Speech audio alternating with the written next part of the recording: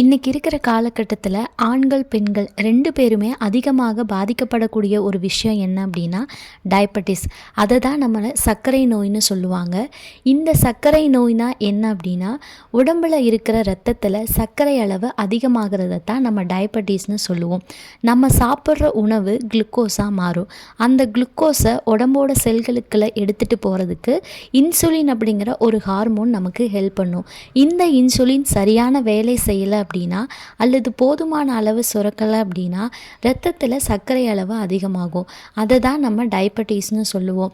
இந்த டயபெட்டிஸ் இருக்கிற பேஷண்ட்டுக்கு என்னென்ன அறிகுறிகள்லாம் வரலாம் அப்படின்னா அடிக்கடி சிறுநீர் கழிப்பாங்க, அதிக தாகம் எடுக்கிறது, எப்போதும் பசி அதிகமாக எடுக்கும், காரணம் இல்லாமல் உடை எடை குறையும், அதிக சோர்வு ஏற்படும், காயங்கள் நம்ம உடம்புல ஏற்பட்டுச்சு அப்படின்னா மெதுவாக ஆறுறது, கண் பார்வை மங்கி போவது, இந்த மாதிரியான அறிகுறிகள் டயபெட்டிஸ் இருக்கிற பேஷண்ட்டுக்கு அதிகமாக இருக்கும்.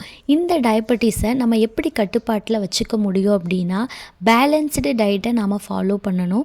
2வது எக்ஸசைஸ் டெய்லி நம்ம செய்யணும். ஸோ 3வது உடல் எடையை நம்ம ஆரோக்கியமாக வச்சுக்கணும். டாக்டர் சொன்ன மருந்துகளை நம்ம தவறாமல் எடுத்துக்கணும்.